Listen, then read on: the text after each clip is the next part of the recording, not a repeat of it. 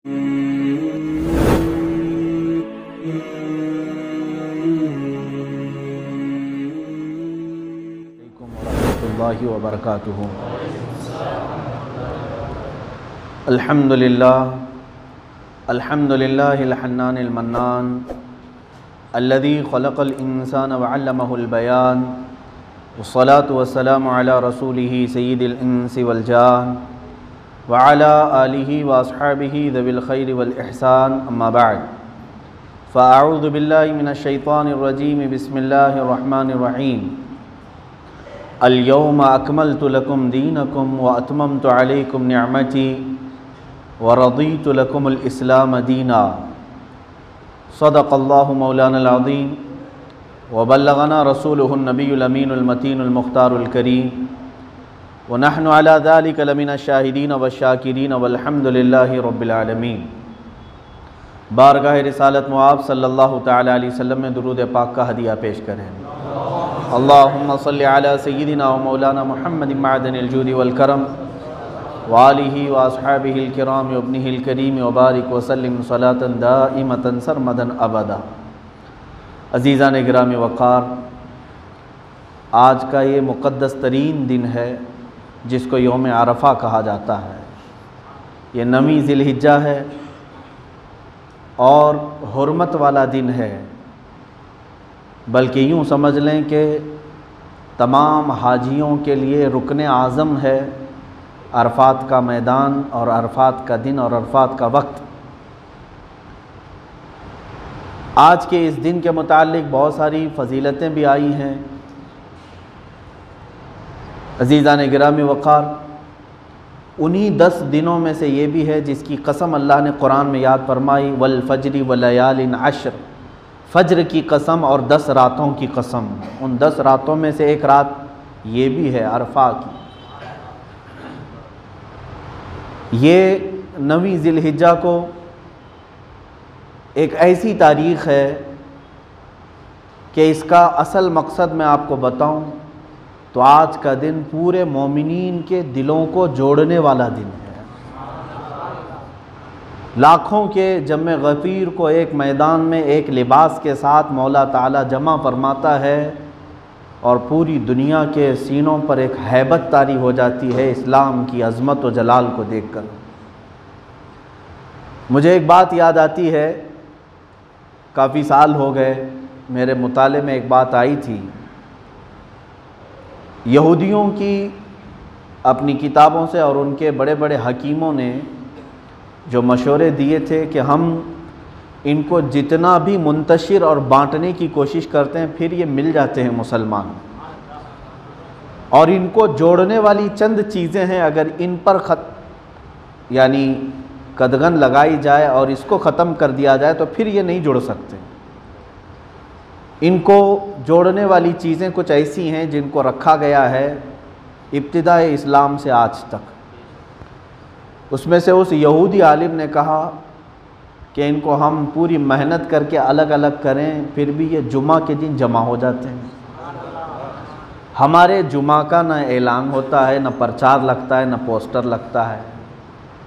किसी एक को इतना फंक्शन करना हो तो कार्ड बांटने पड़ेंगे, इश्तिहार लगाना पड़ेगा। उसके बाद भी हमने देखा है कि पोस्टर और इश्तिहार के बाद भी उतनी पब्लिक नहीं आती जितनी जुमा में आती। ये जुमा में इस तरह से जमा होना ये अल्लाह ताला की तरफ से है जो मोमिनीन के दिलों को जमा करता है। पूरी दुनिया इनके पीछे हफ्ता भर मेहनत करती है और मौला जुमा के दिन इनके दिलों को फिर जमा करता है। काश अगर जुमा के इस मुक़द्दस वक्त को हर मस्जिद की रूह, हर मस्जिद का इमाम अच्छे तरीक़े से इस्तेमाल करे तो मैं समझता हूँ बड़े बड़े कॉन्फ्रेंस और जलसों की ज़रूरत भी नहीं पेश आएगी। अगर जुमा के इस वक्त को सही तरीक़े से इस्तेमाल कर लिया जाए। दूसरी चीज़, उस यहूदी ने कहा इनको 1000 हम डिवाइड करें बहुत सारी बातों में, रंग में, नस्ल में, नसब में, माल में, छोटे बड़े में, लेकिन इनको एक चीज़ ऐसी है जो पूरी दुनिया को जोड़ती है और वो है कुरान अज़ीम की अरबी ज़ुबान। या अमेरिका में हो तो भी नमाज अरबी में पढ़ रहा है, हिंदुस्तान में हो तो भी नमाज अरबी में पढ़ रहा है, जहाँ कहीं भी हो, अफ्रीका के सहराओं में हो या जंगलों में हो, वहाँ के रहने वालों की ज़ुबान तुम्हें अगरचे समझ में ना आती हो, लेकिन जब कुरान उठाएगा उसकी ज़ुबान भी वही होगी, मेरी ज़ुबान भी वही होगी जो रसूल पाक की ज़ुबान थी। इस ज़ुबान से अल्लाह ताला ने पूरी दुनिया के मोमिनीन को जोड़ कर रखा है। और इसी वजह से मैं देख रहा हूँ कि अरबी के ख़ात्मे के लिए इन्होंने पूरी एड़ी चोटी का ज़ोर लगाया है। यह और बात है कि आज कसीर मुसलमान अरबी ज़ुबान से नावाकिफ़ हैं, लेकिन इतनी हद तक तो है कि वो नमाज और सूरह फातिहा तो पढ़ ही लेते हैं। अब इसको भी ख़त्म करने की कोशिश की जा रही है। तो कुछ नाम के मुसलमान ऐसे रह गए हैं जिनको कुरान की एक सूरह भी नहीं आती। इसीलिए मेरे आका सल्लल्लाहु ताला अलैहि वसल्लम ने फरमाया, जिस घर में कुरान की तिलावत नहीं है तो वो घर में मुर्दे रहते हैं, जिंदों का घर ही नहीं है वो, जिस घर में कुरान की तिलावत नहीं होती। तो यह अरबी ज़ुबान से दूर करने के लिए पूरी दुनिया इसीलिए लगी कि मुंतशिर करके रखें, इनको जोड़ के एक दूसरे को जोड़ा ना जाए। आपको याद होना चाहिए, जब सल्तनत उस्मानिया, खिलाफत उस्मानिया को ख़त्म किया गया 1921 और 1923 के बीच में, और वहाँ पर तुर्की में एक रेवोल्यूशन आया। मुस्तफ़ा कमाल बाशा अतातुर्क नाम से एक ऐसा शख्स जो मुनाफिक था, नाम उसका इस्लामी था, अंदर से वो यहूदी था, और उसने सबसे पहले जो काम किया तुर्की में, तकरीबन 650 साल चलने वाली खिलाफत उस्मानिया जिसके आसार मौजूद हैं आज भी, लेकिन उसने कितनी तेज़ी से पूरी तुर्की को मॉडर्न बनाने की कोशिश की। सबसे पहला काम उसने क्या किया, पूरी तुर्की से अरबी ज़ुबान को ख़त्म किया, हत्ता कि अज़ानों पर भी पाबंदी लगाई। और उसने कहा ये हम लोग सेकुलर हैं, कोई मज़हब इसके अंदर नहीं रहेगा, कुरान पढ़ना है तो तुर्किश ज़ुबान में पढ़ो, अज़ान देना हो तो तुर्की में दो। उसने अरबी नामों को तक बंद कर दिया। इसीलिए आज भी तुर्की के लोग मोहम्मद को महमद कहते हैं, वो तुर्किश ज़बान में। उनके नाम भी अगर आप देखेंगे तो वो तुर्किश ज़ुबानों में रखे जा रहे हैं। उसकी वजह यही है कि इस इतने तुर्की को उसने पूरे इस्लामी ममालिक से पूरे तौर पर अलग करके यूरोप में डाल दिया, सिर्फ ज़ुबान की वजह से। आप समझ सकते हैं अज़ीज़ान गिरामी वक़ार, ये दो चीज़ें हो गई, एक जुमा के लिए और दूसरे अरबी ज़ुबान के लिए। तीसरी चीज़ उस यहूदी ने लिखा है कि हम साल भर मेहनत करें इनको डिवाइड करने की, इनको मुंतशिर करने की, लेकिन फिर ये अरफात के मैदान में सब जमा होते हैं। ये जो अरफात के मैदान का जमे गफ़ीर है, यहाँ एक देखने का मंज़र ऐसा होता है कि इस्लाम यहाँ खुल करके नज़र आता है, और जिससे मैं नाम तक नहीं पूछ सकता, लेकिन उसको भी मैं अपनी ही तरह लिबास में देखता हूँ। ये वो मंज़र है जो पूरे इस्लाम की आफाकियत को वहाँ पर ज़ाहिर करता है। इस्लाम किसी एक गांव का मज़हब नहीं, बल्कि पूरे आलम का मज़हब है, पूरे कायनात का ये दीन है जो उस मैदान में जमा होकर के अल्लाह रब्बुल इज़्ज़त को पुकार रहे होते हैं। तो दर हकीकत अरफात ये लोगों के दिलों को जमा करने का दिन है। अज़ीज़ान गिरामी वक़ार, मैं आज आपके सामने हाजिर आया, वैसे भी तकरीरें आप सुनते रहते हैं, मैंने सोचा कि आज एक ऐसा अजीम दिन है, अरफात का दिन भी और जुमा भी है। इसको बहुत ही मुक़द्दस तरीन दिन कहा गया है। क्यों ना मैं अपने आका कौनैन सल्लल्लाहु ताला अलैहि वसल्लम का वो आखिरी हज ही बयान करूं, जिसमें रसूल करीम सल्लल्लाहु ताला अलैहि वसल्लम हज के लिए निकले थे। हर मोमिन को चाहिए कि मेरे मुस्तफ़ा के सफ़र को भी सुने। अल्लाह के नबी सल्लल्लाहु ताला अलैहि वसल्लम ने किस तरह हज फरमाए, कितने हज किए, हज में क्या क्या किया, ये भी सुनने से ताल्लुक़ रखता है या नहीं। हम ऐसे वैसों की ट्रैवल हिस्ट्री देखते रहते हैं, नबी कौनैन सल्लल्लाहु ताला अलैहि वसल्लम का सफ़र हज क्यों नहीं देखते, क्यों नहीं पढ़ते। बल्कि मैं आपको बताऊं कि हुज़ूर अकरम सल्लल्लाहु ताला अलैहि वसल्लम का सफ़र हज पूरी कायनात के इंसानों के लिए एक ऐसा दस्तूर मुरत्तब किया गया है उस हज के सफ़र में, कि उस वक्त तक पूरी दुनिया में लॉ और कानून नाम की कोई चीज़ ही नहीं थी। जब मेरे आका सल्लल्लाहु ताला अलैहि वसल्लम ने पूरे कवानीन मुरत्तब करके अपने खुतबे में बयान कर दिए, हुआ ये कि मैं शुरू से अर्ज़ करता हूँ हदीस पाक में जैसे अल्फाज आए हैं उसी की थोड़ी तशरीह के साथ अर्ज़ करूँगा। मफ़हूम हदीस, हज़रत इमाम बाक़र रज़ियल्लाहु तआला अन्हु, जो सैयदना इमाम हुसैन रज़ियल्लाहु तआला अन्हु के पोते हैं, इमाम ज़ैनुल आबिदीन रज़ियल्लाहु तआला अन्हु के बेटे हैं, आपने एक मुअम्मर सहाबी, काफ़ी उम्र दराज सहाबी थे हज़रत जाबिर रज़ियल्लाहु तआला अन्हु, उनके पास जा कर के पूछते हैं अल्लाह के रसूल सल्लल्लाहु तआला अलैहि वसल्लम का हज कैसा हुआ, आप ज़रा बताएं। हज़रत जाबिर रज़ियल्लाहु तआला अन्हु ने बयान करना शुरू किया। वो सहाबी रसूल थे जो उस सफ़र में शरीक थे। फरमाते हैं रसूल करीम सल्लल्लाहु तआला अलैहि वसल्लम जब मक्का से हिजरत फरमा कर मदीने तशरीफ़ ले गए, ये कुल 10.5 साल का अरसा होता है। जब आपकी उम्र मुबारक 53 साल की हो चुकी थी, आपने हिजरत फरमाई और 63 साल की उम्र पाक में आपका विसाल पाक हुआ। ये जो 10-10.5 साल का अरसा है, इस अरसे में अल्लाह के नबी सल्लल्लाहु तआला अलैहि वसल्लम ने सिर्फ एक ही हज फरमाया और उसी को पहला हज और आखिरी हज कहा जाता है। हिजरत के बाद जो हज किया अल्लाह के नबी सल्लल्लाहु अलैहि वसल्लम ने, जो तमाम अहादीस की कुतुब में मौजूद है, शुरू से पहले साल, दूसरे साल, तीसरे साल नहीं, बल्कि 9वां साल आया, आपकी हिजरत का 9वां साल। अभी भी हम जो हमारी जो तारीख़ है वो हिजरत ही की तारीख़ चलती है। इस वक्त अब जो हम आज ज़िंदगी गुजार रहे हैं, हिजरत को 1441 साल हो चुके हैं। आप 2020 तो याद रखते हैं, लेकिन मेरे मुस्तफ़ा करीम सल्लल्लाहु अलैहि वसल्लम की हिजरी तारीख़ भी हर मुसलमान को याद होनी चाहिए। इस्लामी तारीख़ हिजरत से चल रही है। हुज़ूर अकरम सल्लल्लाहु तआला अलैहि वसल्लम की हिजरत का 9वां साल था। 9 साल हो गए। अल्लाह के हबीब सल्लल्लाहु तआला अलैहि वसल्लम ने ऐलान फरमाया कि इस साल मैं हज के लिए रवाना होने वाला हूँ। ये बात ऐसी फैली, पूरे अरब में फैल गई। जहाँ जहाँ सहाबा थे सब के सब कूच करके मदीने में जमा हो गए, सारे आ गए, क्योंकि मेरे मुस्तफ़ा करीम सल्लल्लाहु अलैहि वसल्लम के वो हम रिकाब होना चाहते थे, हम सफ़र होना चाहते थे। और सहाबा की हमेशा से आदत रही है कि हुज़ूर अकरम सल्लल्लाहु अलैहि वसल्लम का कोई भी सफ़र वो छोड़ते नहीं थे।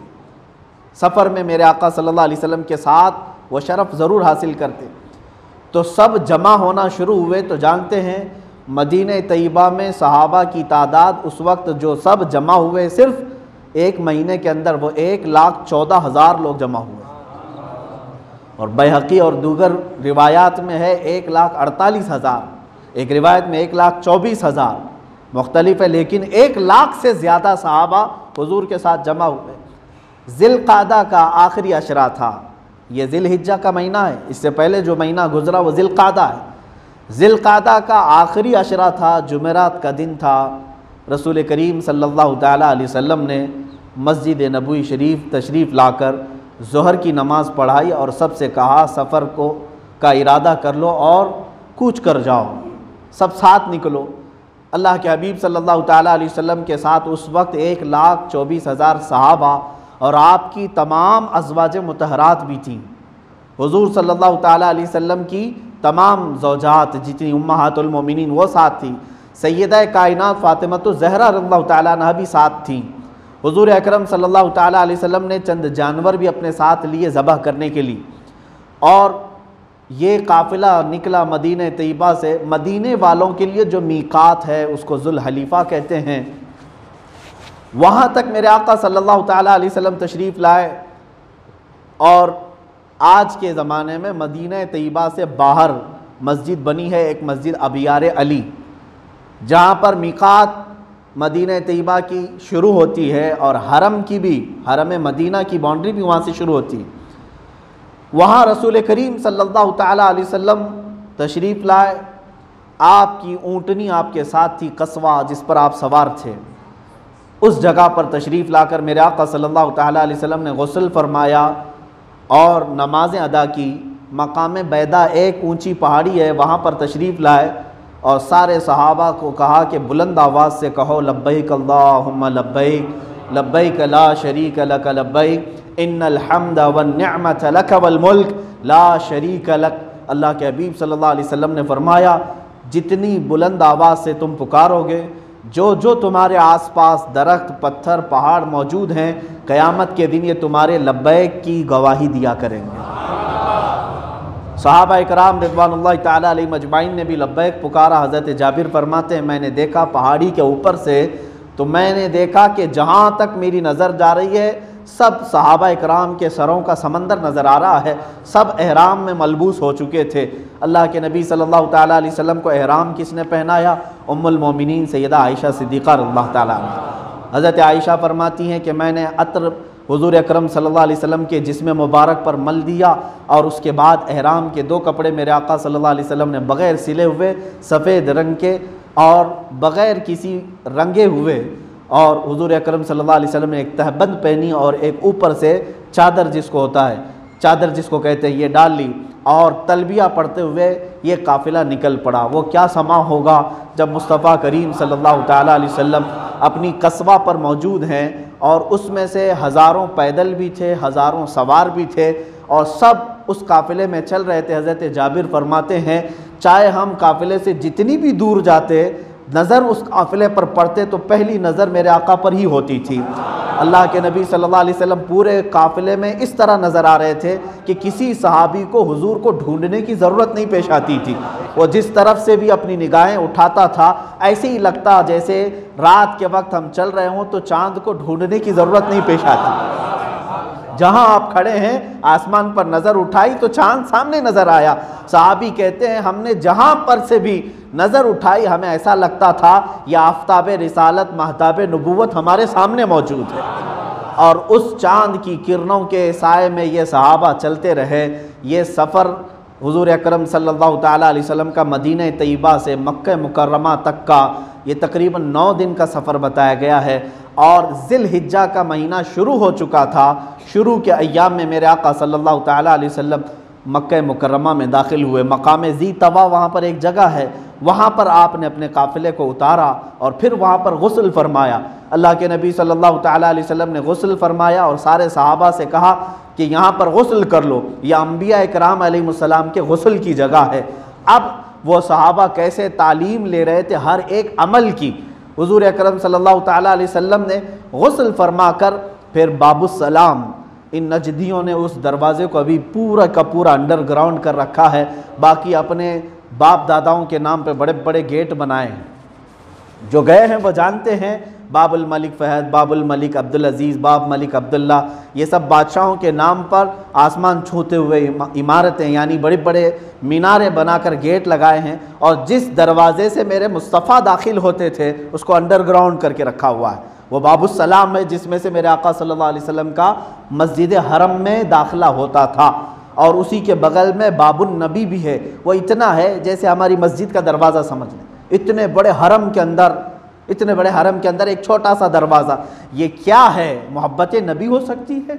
होना तो ये चाहिए था कि वहाँ जाने के बाद हर मुसलमान को अपने नबी के निशानात नज़र आए, ना कि इन बादशाहों के जो चोर और डकैत थे और किसी तरह से जुल्म और जबर के साथ ये तख्त को हासिल किए हुए हैं। इनके निशानात क्या माने रखते हैं? इंतज़ार करो, ये भी सब नाम ख़त्म हो जाएंगे, फिर इंशाअल्लाह कोई दूसरे नाम अल्लाह ताला वहाँ बताएगा।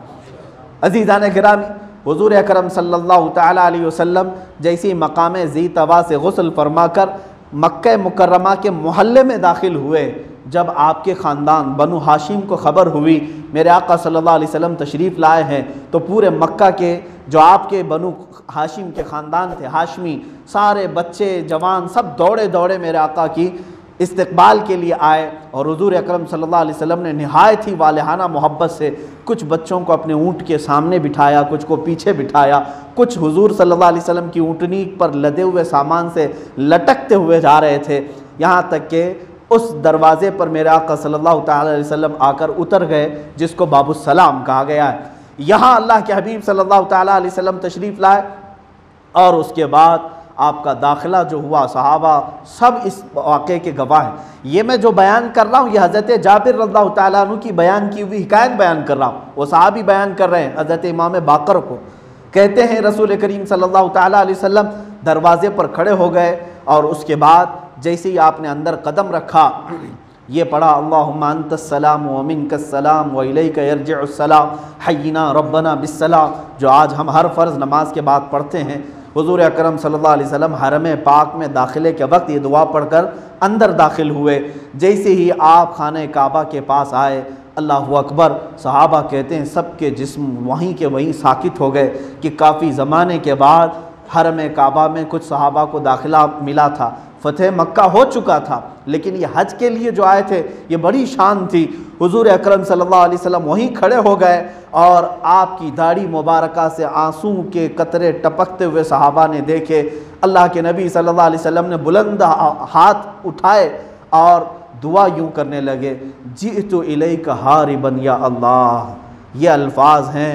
सहाबा कहते हैं हुजूर सल्लल्लाहु अलैहि वसल्लम ये कहते थे, ऐ अल्लाह मैं दुनिया से भाग कर तेरे पास आया हूँ, दुनिया को पीछे छोड़कर मैं तेरे दरबार में आया हूँ। ऐ मुसलमानों बताओ हुजूर के पास कौन सी दुनिया थी? वही जो चटाई छाल खजूरों के छाल से भरी हुई, और वही तकिए और चंद मशकीज़े, मट्टी की हांडियाँ। इसके अलावा मेरे आका सल्लल्लाहु अलैहि वसल्लम के पास कौन सी दुनिया थी? अल्लाह के नबी सल्लल्लाहु अलैहि वसल्लम ने कौन सा महल छोड़ा था? कितनी जायदादें छोड़ाई थी? मुख्तसर सी दुनिया थी। उसके बावजूद भी मेरे आका फरमा रहे हैं, अर्ज़ कर रहे हैं अल्लाह की बारगाह में, मौला मैं पूरी दुनिया छोड़ कर तेरे दरबार में आया हूँ, मैं हारिबन कहते हैं भाग करके आया हूँ। जब बंदा किसी चीज़ में अमन लेने के लिए भाग कर आता है, और रसूल करीम सल्लल्लाहु तआला अलैहि वसल्लम यूँ अर्ज़ करते मौला की बारगाह में, ए मौला दोबारा उस चीज़ में हमें ना दाखिल फरमा। अब हरम पाक में जब दाखिल हुए तो ये ज़वाल का वक्त था, यानी ज़ोहर के वक्त के करीब का। हुजूर अकरम सल्लल्लाहु तआला अलैहि वसल्लम तशरीफ़ लाए और जब ज़ोहर का वक्त हुआ आपने पहली नमाज वहाँ पर अदा की, और उसके बाद अल्लाह के नबी सल्लल्लाहु तआला अलैहि वसल्लम ने खाने काबा के किनारे हजर अस्वद जो लगा हुआ है उसको जा कर के आपने बोसा दिया, और उसके बाद अपना तवाफ़ शुरू किया। और सारे सहाबा हुजूर सल्लल्लाहु अलैहि वसल्लम के साथ तवाफ़ में थे। 7 चक्कर खाने काबा के तवाफ़ के हो गए। मैं समझता हूँ उस वक्त काबा भी रश्क कर रहा होगा कि बुत खाने से और सनम खाने से जिसने मुझे आज़ाद कराया, वो अल्लाह के हबीब सल्लल्लाहु अलैहि वसल्लम आज 1 लाख से ज़्यादा अपने परवानों के साथ खाने काबा का तवाफ़ कर रहे हैं। जब ये तवाफ़ मुकम्मल हुआ तो फिर हजर अस्वद के इस्तिलाम के बाद अल्लाह के नबी सल्लल्लाहु अलैहि वसल्लम मकाम इब्राहीम के पास आए और ये आयत पढ़ी, वत्तखिज़ू मिन मकाम इब्राहीम मुसल्ला। और उसके बाद सारे सहाबा से कहा यहाँ 2 रकत नमाज अदा करो। वो मकाम इब्राहीम आज भी मौजूद है जिस पत्थर पर मेरे आका रसूल करीम सल्लल्लाहु अलैहि वसल्लम के जद्द अमजद हज़रत इब्राहीम अलैहिस्सलाम ने खाने काबा की तामीर की थी, जिस पत्थर पर खड़े होकर, वो पत्थर आज भी रखा गया है। उसके पास 2 रकात नमाज पढ़ने का हुक्म दिया है, कुरान का हुक्म है। हुजूर अकरम सल्लल्लाहु अलैहि वसल्लम ने नमाज अदा की। सहाबा फरमाते हमने आयतें भी देखी। हुजूर ने पहली रकात में कुल या अय्युहल काफिरून पढ़ा, दूसरी रकात में कुल हुवल्लाहु अहद का सूरा पढ़ा, और उसके बाद हुजूर अकरम सल्लल्लाहु अलैहि वसल्लम दुआ में मशगूल हो गए। अज़ीज़ान गिरामी वक़ार, ये वो पत्थर है जिसके पास 2 रकात नमाज पढ़ने का हुक्म दिया है। किसने दिया है? अल्लाह रब्बुल इज़्ज़त ने। पत्थर के पास, यहाँ तो झगड़े औलिया इकराम के मज़ारात के पास है। वो तो पत्थर है जिस पर नबी खड़े हुए थे। नबी जिस पत्थर पर खड़े हों वहाँ कुरान कह रहा है तू 2 रकात नमाज पढ़, तेरी नमाज कबूल है। जहाँ पूरे नबी दफन है वहाँ दुआ भी कबूल नहीं होती?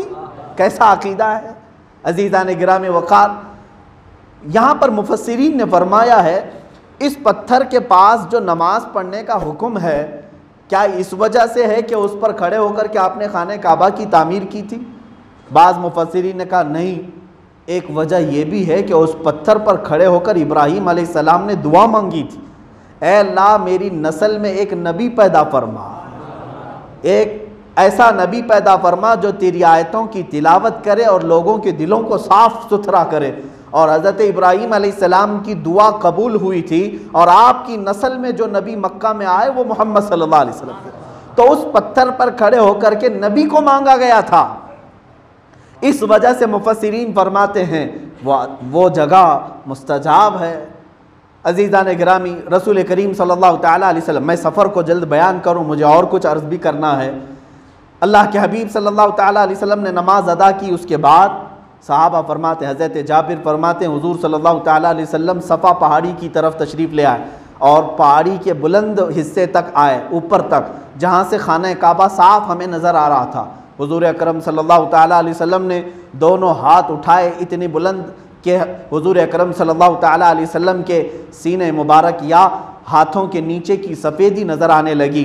हुजूर अकरम सल्लल्लाहु अलैहि वसल्लम ने वहाँ पर तकबीर पढ़ी और ला इलाहा इल्लल्लाहु वहदहु ला शरीका लह लहुल मुल्कु व लहुल हम्दु युहयी व युमीत बियदिहिल खैर व हुवा अला कुल्लि शैइन क़दीर। उसके बाद हुजूर अकरम सल्लल्लाहु अलैहि वसल्लम ने पढ़ा अंजज़ा अब्दा नसर अब्दा व हज़मल अहज़ाब वहदा। अल्लाह ताला ने अपने वादा मुकम्मल कर दिया, अपने बंदे की मुकम्मल अल्लाह ताला ने मदद की और तन्हा रब्बे जुल जलाल ने पूरे काफिरों को शिकस्त दिया। ये दुआ पढ़ कर के हुजूर सल्लल्लाहु अलैहि वसल्लम ने सफ़ा मरवा की सही शुरू की। हुजूर सल्लल्लाहु अलैहि वसल्लम सफ़ा से चलते थे और मरवा की तरफ बीच में थोड़ा सा हिस्सा था, हुजूर अकरम सल्लल्लाहु अलैहि वसल्लम वहाँ तेज़ी से जाते। सारे सहाबा ने ये हर अमल को नोट किया है। फिर ये सफ़ा मरवा, मरवा से सफ़ा, ये 7 चक्कर मुकम्मल हुए। मरवा में पहुँचने के बाद हुजूर अकरम सल्लल्लाहु ताला अलैहि वसल्लम ने फरमाया हमारा उम्रा मुकम्मल हो चुका है। ये क्या था? उम्रा था। अब यहाँ पर हुजूर अकरम सल्लल्लाहु अलैहि वसल्लम ने एक तालीम इरशाद फरमाई कि अगर मैं अपने साथ जानवर नहीं ले आता मदीने से तो मैं अपना एहराम खोल देता और अपने बाल हलक कर लेता, लेकिन मैं जानवर मदीने से साथ लेकर के आया हूँ तो मैं उम्रा भी करूँगा और हज भी इसी एहराम में करूँगा। इसको कहते हैं हज क़िरान। ये रसूल करीम सल्लल्लाहु अलैहि वसल्लम ने जो फरमाया, एक ही एहराम में उम्रा भी और हज भी। लेकिन दूसरे सहाबा उस वक्त पूछने लगे हम तो जानवर नहीं ले आए। हुजूर सल्लल्लाहु अलैहि वसल्लम ने फरमाया तुम्हारे लिए इजाज़त है कि तुम्हारा उम्रा मुकम्मल हो चुका है, तुम अपने एहराम उतार दो और अपने बाल मुंडा लो, तुम्हारा उम्रा हो गया। फिर जब हज के दिन आ जाएंगे तब फिर दोबारा हज का एहराम अलग से पहन लेना, हज का एहराम अलग से पहन लेना। उसको कहते हैं हज तमत्तो। जो यहाँ से सारे हिंदुस्तानी हाजी अक्सर वही हज तमत्तो करते हैं, यहाँ से उम्रा की नीयत करके जाते हैं, उम्रा होने के बाद एहराम खोल दिया जाता है और फिर हज के दिनों में दोबारा एहराम पहनते हैं। लेकिन रसूल करीम सल्लल्लाहु ताला अलैहि वसल्लम ने एहराम नहीं उतारा, क्योंकि हुजूर सल्लल्लाहु ताला अलैहि वसल्लम मदीना तैयबा से ही उम्रा और हज दोनों की नीयत फरमा चुके थे। अब ये होने के बाद हज़रत अली करमल्लाहु वजहुल करीम उस वक्त वहाँ पर मौजूद नहीं थे। आपको और जानवर लाने के लिए फरमाया गया था। 100 के करीब आप ऊँट साथ में लेकर के आए हुजूर अकरम सल्लल्लाहु अलैहि वसल्लम के पास। जब हज़रत सैयदा कायनात फ़ातिमा तो ज़हरा रज़ियल्लाहु ताला अन्हा अपना एहराम उतार चुकी थी, उनका उम्रा हो चुका था और वो यानी अलग खुशबू भी लगा चुकी थी, सुरमा लगा चुकी थी। हज़रत अली उस वक्त बाद में तशरीफ़ लाए। ये हज़रत जाबिर फरमाते हैं उन्होंने देख करके बरहमी का इजहार किया, फ़ातिमा अय्याम हज हैं, अय्याम हज के दौरान तुमने ये कैसे किया एहराम की हालत में? उस वक्त तक ये मसाइल नहीं थे। अरब क्या समझते थे? हज के दिनों में उम्रा करना हराम समझते थे, हज के दिनों में उम्रा को वो जायज़ नहीं समझते थे। ये पहली मरतबा मेरे आका सल्लल्लाहु अलैहि वसल्लम ने मसला बताया। हज़रत फ़ातिमा ने कहा हज़रत अली से, ए मेरे सरताज रसूल करीम सल्लल्लाहु अलैहि वसल्लम के हुक्म पर मैंने एहराम उतारा है, हज तमत्तो।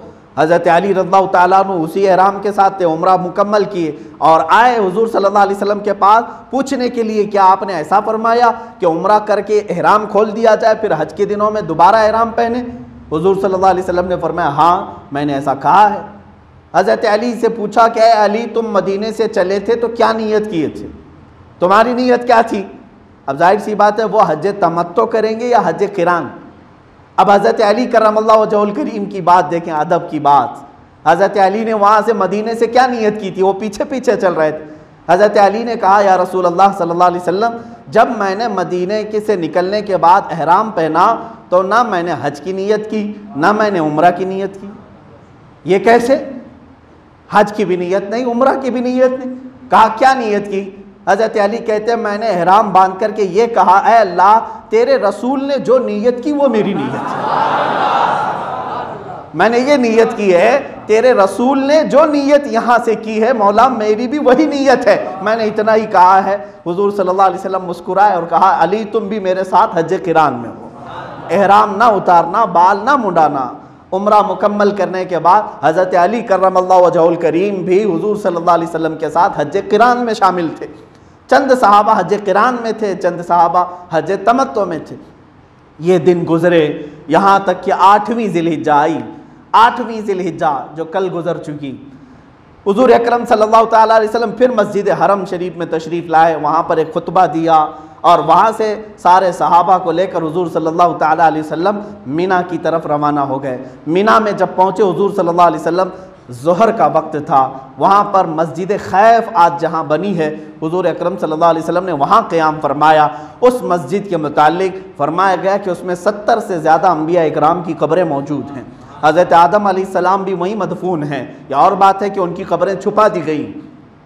अल्लाह के नबी सल्लल्लाहु ताला अलैहि वसल्लम ने मीना में क़याम किया, ज़ोहर की नमाज़ पढ़ी, असर, मगरिब, इशा और दूसरे दिन 9वीं ज़िलहिज्जा जो आज का दिन है, आज के दिन की ये फजर की नमाज भी हुजूर अकरम सल्लल्लाहु अलैहि वसल्लम ने मीना में अदा की। और उसके बाद अल्लाह के हबीब सल्लल्लाहु ताला अलैहि वसल्लम तस्बीह में मशगूल रहे और सारे सहाबा को मीना की तारीख़ बताते हुए सहाबा से कहा कि अब अरफात को निकलने का वक्त है। जब सूरज निकल गया, हुजूर सल्लल्लाहु ताला अलैहि वसल्लम मीना से अरफात की तरफ रवाना हुए। अरफात क्या है? एक बड़ा मैदान है, बहुत बड़ा मैदान। और उस मैदान के मुतालिक मेरे आका सल्लल्लाहु अलैहि वसल्लम ने फरमाया, क़यामत तक आने वाले हाजियों के लिए कभी अरफात छोटा हो ही नहीं सकता। आज 40 लाख हो रहे हैं, इस साल नहीं, तकरीबन हर सालों में जो हज के लिए आते हैं तो करीब करीब 30 से 40 लाख के दरमियान वहाँ हुज्जाज जमा होते हैं। आज जब छोटा नहीं हो रहा है, हमारा एतक़ाद ये है कि अगर 40 करोड़ भी जमा हो तो भी नहीं छोटा हो। उसमें बरकत है, उस मैदान में वसाअत है। अरफात के मैदान में मेरे आका सल्लल्लाहु ताला अलैहि वसल्लम तशरीफ़ लाए। रसूल करीम सल्लल्लाहु ताला अलैहि वसल्लम उस वक्त भी अपनी कस्वा ऊँटनी पर थे, अज़वाज मुतहरात भी साथ थीं, सहाबा इकराम भी साथ थे। अरफात में एक छोटी सी पहाड़ी है जिसको जबल रहमत कहा जाता है। वहाँ पर आकर मेरे आका सल्लल्लाहु ताला अलैहि वसल्लम ने अपना खीमा नस्ब किया और वहाँ वकूफ़ किया। सहाबा इकराम रिदवानुल्लाहि ताला अलैहिम अजमईन को जमा करके कहा, तुम्हें मालूम है मुझसे पहले जितने भी नबी आए, आदम अलैहिस्सलाम से लेकर हुजूर सल्लल्लाहु अलैहि वसल्लम तक, सबों ने आज के दिन कौन सी तस्बीह पढ़ी थी? अब ये सब हमारे लिए भी है। और बरकत बुज़ुर्गों ने फरमाया, मैं आज ये कह भी रहा हूँ, आज के दिन जो ये तस्बीह पढ़ेगा वो अपने यहाँ मौजूद है, तब भी मौला ताला उसको अरफात वालों में शामिल फरमाएगा, उनकी दुआओं में उसे शरीक फरमाएगा, उनकी तस्बीहात में उसे शामिल करेगा, चाहे वो हुबली के किसी मोहल्ले में ही क्यों ना बैठा हो। हुजूर अकरम सल्लल्लाहु अलैहि वसल्लम ने फरमाया, आसान तस्बीह है। फरमाया कि मुझसे पेशतर जितने नबी आए उन्होंने आज के दिन ये तस्बीह पढ़ी, ला इलाहा इल्लल्लाहु वहदहु ला शरीका लह, लहुल मुल्कु व लहुल हम्दु युहयी व युमीत बियदिहिल खैर व हुवा अला कुल्लि शैइन क़दीर, जिसको हम चौथा कलमा तौहीद कहते हैं। ये तस्बीह हुजूर अकरम सल्लल्लाहु ताला अलैहि वसल्लम ने तलकीन फरमाई। जब ज़ोहर का वक्त आया, अब ये वही वक्त है जिसमें हम जमा हैं। हुजूर अकरम सल्लल्लाहु ताला अलैहि वसल्लम ने अरफात के दिन, ये 9वीं ज़िलहिज्जा को, ज़ोहर के वक्त फिर एक वहाँ से थोड़ी दूर आगे तशरीफ़ लाए जहाँ आज मस्जिद नमरा बनी हुई है। मस्जिद नमरा आज जहाँ अरफात में बनी हुई है, वहाँ पर तशरीफ़ लाए और सारे सहाबा से कहा, अपनी सफ़ें बना लो, अब ज़ोहर की नमाज और असर की नमाज एक साथ अदा की जाएगी। एक अजान हुई, 2 जमातें हुई एक ही वक्त में, एक ही अजान दी गई ज़ोहर की, और हुजूर अकरम सल्लल्लाहु ताला अलैहि वसल्लम ने ज़ोहर की नमाज और असर की नमाज एक ही वक्त में पढ़ाई, एक ही वक्त में पढ़ाई। सहाबा इसके गवाह हैं। और उसके बाद हुजूर अकरम सल्लल्लाहु अलैहि वसल्लम ने फिर अपनी ऊँटनी को तलब किया, कस्बा पर सवार हुए और उसके बाद जो जामे खुतबा इरशाद फरमाया, जिसको खुतबा हज्जतुल विदा कहते हैं। ये खुतबा हज्जतुल विदा हुजूर सल्लल्लाहु ताला अलैहि वसल्लम का वो ऐसा खुतबा है जो क़यामत तक आने वाले मुसलमानों के लिए एक दस्तूर है, पूरा लॉ है, पूरे कवानीन का मजमुआ है। उस वक्त से लेकर आज तक 14 सदियां गुजर गई, लोगों ने आज तक उस पर तहकीक की और बताया कि एक ऐसा जामे खुतबा है। हुजूर सल्लल्लाहु अलैहि वसल्लम का एक मौजज़ा क्या था जानते आप? दूसरे मौजज़े तो आपने सुने हैं, चाँद का शक हो जाना, सूरज का पलट आना और आपकी उंगलियों से पानी का जारी होना, ये मौजज़े हैं, ये हिस्सी मौजज़े। एक मौजज़ा अल्लाह ताला ने आपको ज़ुबानी तौर पर यह अता फरमाया था। हुजूर अकरम सल्लल्लाहु ताला अलैहि वसल्लम बहुत ही थोड़े जुमले बयान करते, लेकिन उसमें मफ़हूम समंदर के बराबर का हो। जामिउल कलिम, हुजूर अकरम सल्लल्लाहु ताला अलैहि वसल्लम को जवामिउल कलिम अता किया गया था, यानी चंद कलमात में हुजूर सल्लल्लाहु अलैहि वसल्लम पूरी की पूरी तारीख़ बयान फरमा देते। तो हुजूर अकरम सल्लल्लाहु अलैहि वसल्लम ने जो खुतबा बयान किया वो ऊँटनी पर सवार होकर सारे सहाबा, उस वक्त 1,24,000 के करीब या उससे ज़्यादा सहाबा वहाँ पर मौजूद थे, सबों ने उस खुतबे को सुना। सहाबा फरमाते हैं हर एक ने बराबर बराबर हुजूर सल्लल्लाहु ताला अलैहि वसल्लम के खुतबे को सुना। जो सबसे आखिर में था वो भी वैसे ही सुनता था जो सबसे पहली सफ में बैठा हुआ था। ना माइक है, ना माइक्रोफोन है, कोई चीज़ नहीं है। उसके बावजूद उस मैदान में 1,24,000 सहाबा को मेरे आका सल्लल्लाहु अलैहि वसल्लम ने अपना खुतबा सुनाया। इंशाअल्लाह अज़ीज़ मैं चाहता हूँ कि वो खुतबा हज्जतुल विदा आज की इस जुमा में मैं तिलावत करूँ इंशाअल्लाह। ये मेरे लिए भी सआदत की बात है। अरफा का दिन आया है और जुमा का दिन भी आया है, और जाहिर सी बात है अब अरफात के मैदान में हम तो खुतबा नहीं दे पाते। यहाँ पर जब दिन भी वो आया है और ख़ुतबे का मौका भी है, तो मैंने महसूस ये किया कि अल्लाह के नबी सल्लल्लाहु अलैहि वसल्लम ने आज के दिन जो खुतबा दिया था वही खुतबा हम जुमा में तिलावत करें। यह आखिरी खुतबा है हुजूर सल्लल्लाहु अलैहि वसल्लम। इसको आखिरी खुतबा क्यों कहा जाता है? इसलिए कि इसी खुतबे में मेरे आका सल्लल्लाहु अलैहि वसल्लम ने फरमा दिया था लअल्ली ला अलकाकुम बादा आमि हाज़ा औ कमा क़ाल नबी सल्लल्लाहु अलैहि वसल्लम। हुजूर सल्लल्लाहु अलैहि वसल्लम ने फरमाया था शायद हो सकता है कि इसके बाद फिर मैं दोबारा तुमसे इस जगह पर नहीं मिलूँगा। उसी खुतबे के शुरू में ही मेरे आका सल्लल्लाहु अलैहि वसल्लम ने बयान फरमा दिया था कि हो सकता है इस साल के बाद मैं फिर तुमसे दोबारा नहीं मिलूँगा। और इसी खुतबे के दौरान वो आयत नाजिल हुई कुरान की, जिसको कुरान की सबसे आखिरी आयत कहा जाता है। अब जो कुरान आप पढ़ रहे हैं सूरह फातिहा से शुरू है ना, अल्हम्दुलिल्लाह से, और ख़त्म कहाँ होता है? वन्नास पे। सूरह कुल औज़ु बिरब्बिन्नास पढ़ते हैं, उसके बाद वन्नास पे ख़त्म होता है।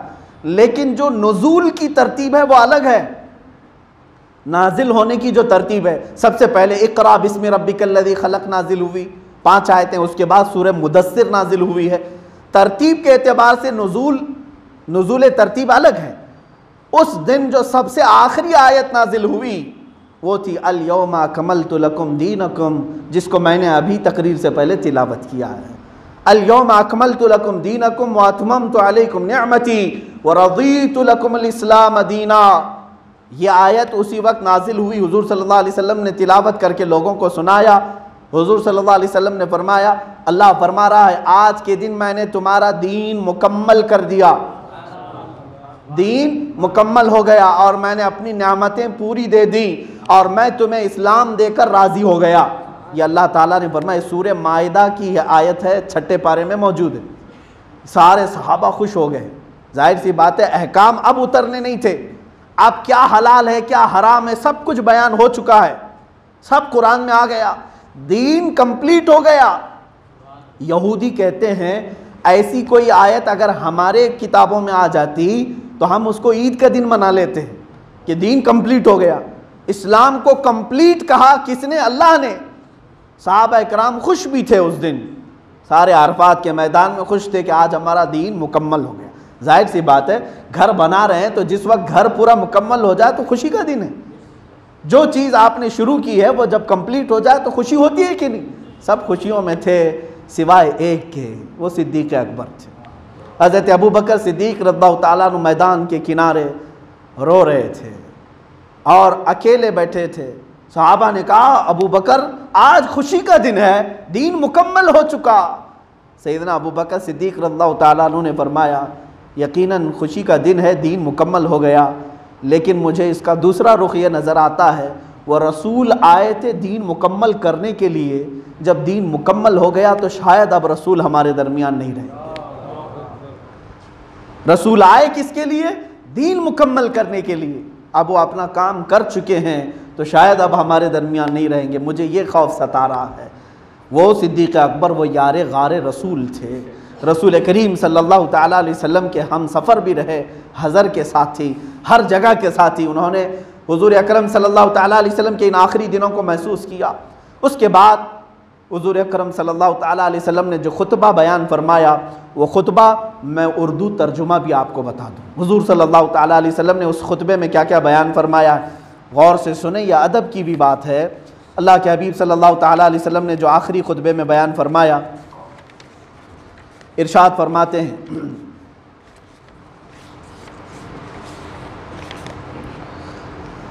अल्हम्दुलिल्लाह से शुरू होता है खुतबा। मैं पूरा तर्जुमा ये लिख करके लाया हूँ आपके पास।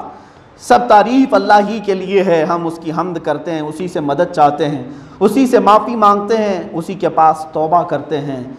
हम अल्लाह ही के यहाँ अपने नफ्सों की बुराइयों और अपने अमाल की ख़राबियों से पनाह मांगते हैं। जिसे अल्लाह हिदायत दे तो फिर कोई उसे भटका नहीं सकता, और जिसे अल्लाह गुमराह कर दे उसको कोई दूसरा हिदायत दिखा नहीं सकता। ये पूरा खुतबा मिन व अन रसूल करीम सल्लल्लाहु अलैहि वसल्लम के जुमले में बयान फरमा रहा हूँ। तसव्वुर में लाओ अरफात का मैदान, मेरे आका ऊँटनी पर सवार होकर ये जुमले बयान फरमा रहे थे। अगर होश वाला जी शऊर मुसलमान हो तो हुजूर सल्लल्लाहु अलैहि वसल्लम के एक एक जुमले को ये सुनेगा। मैं क्यों बयान कर रहा हूँ जानते हैं? आखिर में हुजूर सल्लल्लाहु अलैहि वसल्लम ने फरमाया था, ऐ मेरे सहाबा, जो तुम में से यहाँ मौजूद है वो जो यहाँ नहीं मौजूद है उसको सुनाने की जिम्मेदारी ले ले, कि जो हाजिर है वो गायब को सुनाए। उन्हीं लोगों में से मैं हूँ कि हमारे बड़ों ने हम तक वो पहुँचाया है, और मेरी ये जिम्मेदारी है कि मैं उन लोगों को पहुँचाऊँ जिन्होंने ये हुजूर का खुतबा नहीं सुना होगा। अल्लाह के नबी सल्लल्लाहु ताला अलैहि वसल्लम खुतबा बयान फरमा रहे हैं, इरशाद फरमाते हैं, मैं शहादत देता हूँ कि अल्लाह के सिवा कोई माबूद नहीं, वो एक है, उसका कोई शरीक नहीं, और मैं शहादत देता हूँ कि मोहम्मद सल्लल्लाहु अलैहि वसल्लम उसके बंदे और उसके रसूल हैं। अल्लाह के बंदो, मैं तुम्हें अल्लाह से डरने की ताकीद करता हूँ और उसकी इताअत पर ज़ोर देता हूँ, और मैं इसी से इब्तिदा करता हूँ जो भलाई है। ऐ लोगो, मेरी बात सुन लो, मुझे कुछ खबर, मैं ये नहीं जानता कि मैं तुमसे इस क़यामगाह में, यानी इस अरफात के मैदान में इस साल के बाद दोबारा फिर कभी मुलाकात कर सकूं। हाँ, जाहिलियत के तमाम दस्तूर आज मैंने अपने पाँव से रौंद दिए। किसी अरबी को अजमी पर फजीलत नहीं, और किसी अजमी को अरबी पर नहीं, किसी सुर्ख को सियाह पर नहीं, और किसी काले को गोरे पर फजीलत नहीं। हाँ, फजीलत है तो सिर्फ तकवा के ज़रिए से होगी। खुदा से डरने वाला इंसान मोमिन होता है और उसका नाफरमान बदबख्त होता है। तुम सब के सब आदम की औलाद हो और आदम को मिट्टी से बनाया गया है। ऐ लोगो, तुम्हारे खून, तुम्हारा माल, तुम्हारी इज्जतें एक दूसरे पर ऐसी हराम हैं जैसा कि आज के दिन की हुर्मत है, आज के महीने की हुर्मत है, और आज के इस महीने की हुर्मत है और इस जगह की हुर्मत है। देखो, अनकरीब तुम्हें खुदा के सामने हाजिर होना है और वो तुमसे तुम्हारे आमाल के बारे में सवाल करेगा। खबरदार, मेरे बाद गुमराह न बन जाना कि एक दूसरे की गर्दनें काटते फिरो। जाहिलियत के कत्लों के तमाम झगड़े मैं ख़त्म करता हूँ। पहला खून जो बातिल किया जाता है वो रबिया बिन हारिस अब्दुल मुत्तलिब के बेटे का है, मैं उसको ख़त्म करता हूँ। अगर किसी के पास अमानत हो तो वो उसे उसके मालिक को अदा कर दे, और अगर सूद हो तो वो ख़त्म कर दे। हाँ, तुम्हारा सरमाया तुम्हें मिल जाएगा। ना तुम जुल्म करो, ना तुम पर जुल्म किया जाए, यानी जुल्म को बर्दाश्त भी ना करो। अल्लाह ने फैसला कर दिया है कि सूद ख़त्म कर दिया गया, और सबसे पहले मैं अब्बास बिन अब्दुल मुत्तलिब का सूद ख़त्म करता हूँ। ऐ लोगो, तुम्हारी इस सरज़मीन में शैतान अपने पूजे जाने से मायूस हो गया है, लेकिन दीगर छोटे गुनाहों में अपनी इताअत किए जाने पर खुश है। इसलिए अपना दीन उससे महफूज रखो, शैतान से अपना दीन बचाए रखो। अल्लाह की किताब में महीनों की तादाद उसी दिन से 12 है जब अल्लाह ने ज़मीन व आसमान को पैदा किया था। उनमें से 4 हुर्मत वाले हैं, 3 ये हैं ज़िलक़ादा, ज़िलहिज्जा और मुहर्रम, ये कंटिन्यू लगातार हैं, और रजब तन्हा है। लोगों, अपनी बीवियों के मुतालिक अल्लाह से डरते रहो। खुदा के नाम की ज़िम्मेदारी से तुमने उनको बीवी बनाया, और खुदा के कलाम से तुमने उनका जिस्म अपने लिए हलाल बनाया है। तुम्हारा हक़ औरतों पर उतना है कि वो तुम्हारे बिस्तर पर किसी गैर को आने न दें, लेकिन वो अगर ऐसा करें तो उनको ऐसी सज़ा दो जो नमूदार ना हो। और औरतों का हक़ तुम पर यह है कि तुम उनको अच्छी तरह खिलाओ, अच्छी तरह पहनाओ। तुम्हारे ग़ुलाम तुम्हारे हैं, जो खुद खाओ उनको खिलाओ, और जो खुद पहनो वही उनको पहनाओ। खुदा ने विरासत में हर हकदार को उसका हक दिया है। अब किसी वारिस के लिए वसीयत जायज़ नहीं, लड़का उसका वारिस जिसके बिस्तर पर पैदा हुआ। जिनाकार के लिए पत्थर है और उनके हिसाब खुदा के ज़िम्मे हैं। औरत को अपने शोहर के माल में उसकी इजाज़त के बगैर लेना जायज़ नहीं। कर्ज अदा किया जाए, आरियत वापस की जाए, अतिया लौटा दिया जाए, जामिन तावान का जिम्मेदार है। मुजरिम अपने जुर्म का जिम्मेदार है, बाप के जुर्म का बेटा जिम्मेदार नहीं और बेटे के जुर्म का बाप जिम्मेदार नहीं। अगर कटी हुई नाक का कोई हबशी भी तुम्हारा अमीर मुकर्रर कर दिया जाए और वो तुमको खुदा की किताब के मुताबिक लेकर चले तो उसकी इताअत और फर्मा बरदारी तुम पर लाजिम है। ऐ लोगो, ना तो मेरे बाद कोई नबी आएगा और ना कोई जदीद उम्मत पैदा होने वाली है। खूब सुन लो, खूब सुन लो कि अपने परवरदिगार की इबादत में लगे रहो और पंजगाना नमाज अदा करो। साल भर में 1 महीना रमज़ान के रोज़े रखो, अल्लाह के घर का हज करो। मैं तुम में एक चीज़ छोड़ता हूँ, अगर तुमने उसको मजबूती से पकड़ लिया तो कभी गुमराह ना होगे। वो क्या चीज़ है? किताबुल्लाह, कुरान अज़ीम और सुन्नत रसूलुल्लाह। और दूसरी हदीस में है, मैं तुम्हारे दरमियान 2 ऐसी मजबूत चीज़ें छोड़ जा रहा हूँ कि अगर तुम उन्हें मजबूती से थामे रहो तो कभी गुमराह ना होगे। एक अल्लाह की किताब कुरान मुक़द्दस है और दूसरी मेरी आल अहले बैत है। इस खुतबे को ख़त्म करने के बाद मेरे आका सल्लल्लाहु तआला अलैहि वसल्लम ने यूं सहाबा से पूछा, क़यामत के दिन खुदा की बारगाह में मेरे बारे में अगर सवाल किया जाएगा तुमसे तो ऐ मेरे सहाबा तुम मेरे बारे में क्या कहोगे? सारे सहाबा ने यूं कहा, आसमान की तरफ उंगली उठाई, अरफात के मैदान में कहा, ऐ खुदा तू गवाह रहना, ऐ खुदा तू गवाह रहना, ऐ खुदा तू गवाह रहना।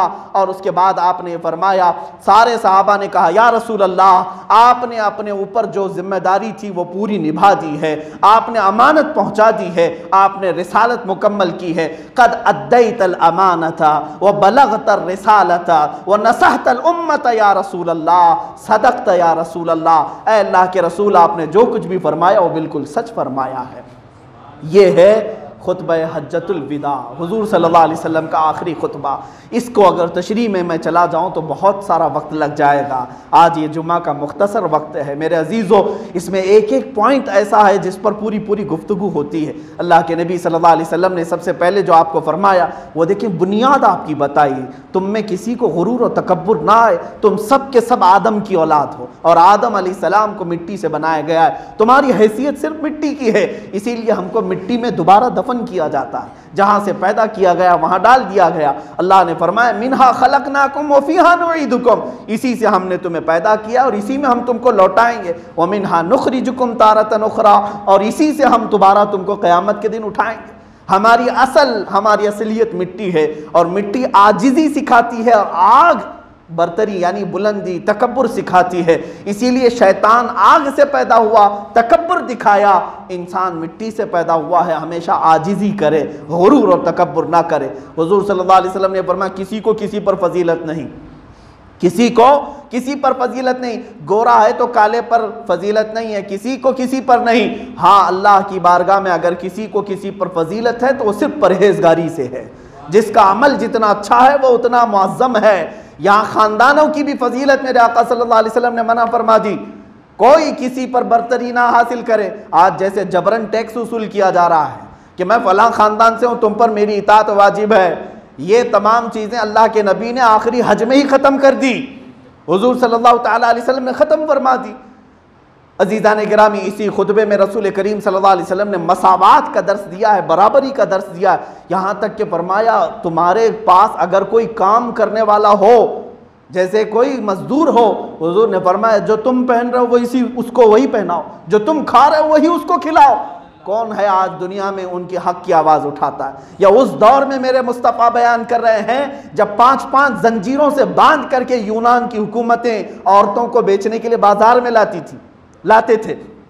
उस वक्त बाजार में औरतों को गले में, दोनों हाथों में, दोनों पैरों में जंजीर बांध करके लाया जाता था। उस वक्त मेरे मुस्तफ़ा सल्लल्लाहु अलैहि वसल्लम औरतों के हुकूक बयान कर रहे हैं कि तुम अल्लाह से डरो, औरतों के हुकूक के लिए उनके साथ अच्छा सुलूक करो, उनको एक लुकमा भी अगर तुमने खिलाया तो मौला सदक़े का सवाब अता करेगा। मारने से मना किया, जुल्म करने से मना किया। अज़ीज़ान गिरामी, तमाम तर ये गुरूर और तकब्बुर के मामलात को मेरे आका ने इसी खुतबे में ख़त्म फरमाया। और यहाँ तक फरमाया, सूद को मैंने अपने पाँव से रौंद दिया।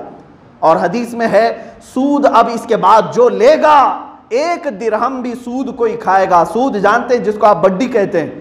मुसलमान से ज़्यादा माल लेता है, कर्ज देकर बढ़ा कर लेता है। मेरे आका सल्लल्लाहु अलैहि वसल्लम ने फरमाया, गोया कि उसने खाने काबा के सामने अपनी माँ से जिना किया। मुसलमानों ये हमारा है ही नहीं तरीका। अल्लाह ने हमें हलाल तरीके अता किए हैं। तिजारत करो, बै करो, सूद और ये इंटरेस्ट का हो या इसको फाइनेंस का हो या बड्डी का हो, अगर मुसलमान आपस में लेन देन में इस तरह बढ़ा करके तिजारत करते हैं तो हराम है, हराम है। हुजूर सल्लल्लाहु अलैहि वसल्लम ने ये मना फरमाया। और उसके बाद कास्ट किसी का कुछ नहीं, कास्टिज्म जो है ये इस्लाम ने उसी वक्त ख़त्म किया है। आज तक दुनिया जो अपने आप को सुपर पावर कह रही है, वहां पर भी काले गोरों की लड़ाई आज तक चल रही है। काले गोरे की लड़ाई तो हुजूर ने 1400 साल पहले ख़त्म की। आज अमेरिका में नहीं देख रहे आप, सारे काले एक तरफ हैं, गोरे एक तरफ हैं, फसादात भड़के हुए हैं। ये पूरी दुनिया को ह्यूमन राइट्स सिखाने के लिए चले हैं, जो अपनी ज़मीन पर काले गोरों का फ़र्क नहीं जानते। आज ये कोर्ट में जा रहे हैं, हाजी अली में औरतों को इजाज़त क्यों नहीं दी जा रही है, ये बहुत सारे मामलात होंगे। मैं इनसे कहता हूँ, तुम दलित लोगों को पुजारी और पंडित बनने की इजाज़त क्यों नहीं देते? वो इंसान अलग है क्या? ये इंसान अलग है? इस्लाम ने मस्जिद के मुसल्ले को किसी के लिए ख़ास नहीं रखा। अगर किसी किसान का बेटा भी हाफिज कुरान हो तो हमारा इमाम है। हमारे यहाँ कास्टिज्म नहीं है, खान है, पठान है, सैयद है, शेख है, कोई भी हो, बस शर्त यह है कि सीने में अल्लाह का कलाम, रसूल पाक की शरीयत हो, वो हमारे मुसल्ले का इमाम बन सकता है। हमारे लिए यहाँ पर कोई कास्ट नहीं है। इसीलिए मेरे अजीज़ों, मैं ये आलमी पैगाम देता हूँ, आलमी पैगाम है। मेरे मुस्तफ़ा के खुतबे को फिर से पढ़ो ए लोगों, फिर से पढ़ो। अल्लाह के नबी सल्लल्लाहु ताला अलैहि वसल्लम ने इस फ़र्क को हमेशा के लिए ख़त्म किया। ये कोई कास्ट नहीं है। मैं इस पर और गुफ्तगू करूँगा। आज जैसे हालात हमारे आसपास के नज़र आ रहे हैं, अब ये बीमारी और वबा में भी जो सबसे बड़ी साजिश है वो यही है, छूत अछूत पैदा किया गया है। भाई भाई को छूने से डर रहा है, बाप बेटे के सामने जाने से डर रहा है। क्या ये छूत अछूत के मामलात नहीं है? फिर से वही लाए जा रहे हैं। अजीज़ा ने गिरामी वक़ार, हमने तो बचपन में ये सुना था, बच्चा अगर लंगड़ा लूला और बल्कि मुंह से उसके झाग निकल रही हो, ऐसा भी बच्चा पैदा हो तो माँ सीने से लगाकर दूध पिलाती थी, क्योंकि माँ भी इंसान है और बच्चा भी इंसान है। क्या कभी आपने देखा लूले लंगड़े बच्चे को माँ ने दूर कर दिया? अरे जानवर नहीं दूर करते। आज एक बीमारी के खौफ से लोगों के रिश्तेदारियों को ख़त्म कर दिया गया है। ये भेदभाव का कहाँ से मामला आया? बच्चे बाप को हॉस्पिटल में छोड़कर 20-20 दिन से गायब हैं। ये भी वाक़यात है मेरे पास। बाप मौजूद है हॉस्पिटल में, कोई उसकी खैरियत पूछने तक नहीं आता। बेटा क्यों? डर है कहीं कोरोना मुझको ना लग जाए। ये चीज़ें क्यों पैदा की गई? अरे हम तो अब तक कैंसर के पेशेंट को भी कंधे पर उठाकर हॉस्पिटल ले जाते थे, नहीं ले जाते? जिसके घर में मर्ज आए तो मर्ज उसके जिस्म को है। इसीलिए मेरे आका सल्लल्लाहु अलैहि वसल्लम का दिया हुआ वो अकीदा, वो फार्मूला रखो तो सबकी फैमिली, सबके ख़ानदान महफूज होंगे। मेरे आका ने क्या फरमाया? 14 सदियों पहले ही फरमाया था, एक की बीमारी दूसरे को लग ही नहीं सकती। जो बीमारी आएगी वो अल्लाह की तरफ से आएगी। अब यहाँ पर कुछ लोग मेरी बात का रद्द करेंगे। जाहिर सी बात है, जो इस ज़माने के मॉडर्न उलमा हैं वो उसी को तस्लीम करते हैं जो साइंस कह रही है। बहरहाल मैं उसकी एक नज़ीर बता दूँ। लोग कहते हैं अब भी आप कह रहे हैं वो बात, एक को दूसरे से नहीं लगती। अब भी जबकि हम देख रहे हैं वहाँ चाइना से निकली, वहाँ गई, यहाँ गई, इतनी नहीं फैली। ये एक को दूसरे से लगी तो है। मैं उसको मिसाल में यूँ बताता हूँ। अभी मेरी भी आवाज़ बैठने लगी यही माइक की वजह से।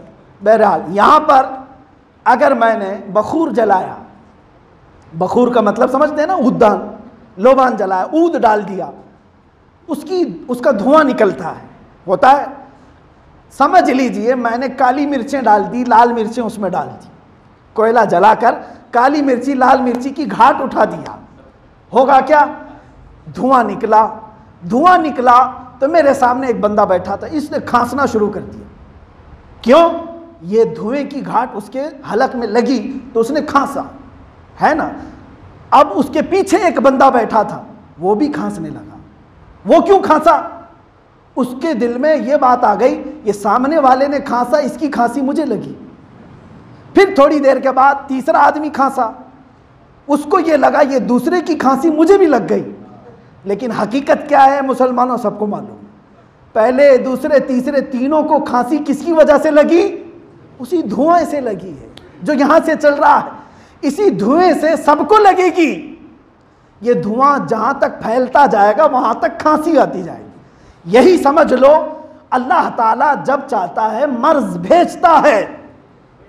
किसी एक इलाके में भेजा, अब उस इलाके से वो जैसे जैसे वो धुआं फैलता जाएगा उन सबको लगती जाएगी वो बीमारी, लेकिन लगेगी अल्लाह ही की मर्जी से, किसी के खांसने से नहीं, किसी के छूने से नहीं। हाँ, साइंस कहती है इसके बैक्टीरिया, इसके जरासीम लगते, मैं मानता हूँ, ठीक, जरासीम भी उस वक्त तक असर नहीं दिखाएंगे जब मौला नहीं चाहेगा। हमारा तो अकीदा ये है जरासीम असर नहीं करते।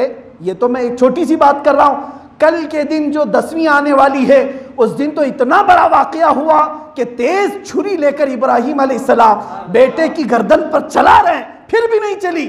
वजह क्या है? उस छुरी को काटने की अल्लाह ने इजाजत नहीं दी। इस अकीदे के साथ जियो इंशाअल्लाह। वाकया पूरा मुकम्मल नहीं हुआ, मैं अपनी बात को ख़त्म करता हूँ। हुज़ूर सल्लल्लाहु ताला अलैहि वसल्लम रात को मुज़दलिफ़ा में तशरीफ़ ले गए। उसके बाद हुज़ूर अकरम सल्लल्लाहु ताला अलैहि वसल्लम ने सुबह तक क़याम किया और उसके बाद फिर जमरात में आए और अल्लाह के नबी सल्लल्लाहु अलैहि वसल्लम ने पहले शैतान को 7 कंकरियाँ मारी और ज़ोहर के वक्त तक वापस मक्का मुकर्रमा में आए, तवाफ़ ज़ियारत किया। अल्लाह के नबी सल्लल्लाहु अलैहि वसल्लम का ये हज मुकम्मल हुआ। वापस फिर 2 दिन हुज़ूर सल्लल्लाहु अलैहि वसल्लम ने मिना में क़याम किया और फिर वापस मुहर्रम के दिन आने के करीब थे, मदीना तैयबा में तशरीफ़ लाए।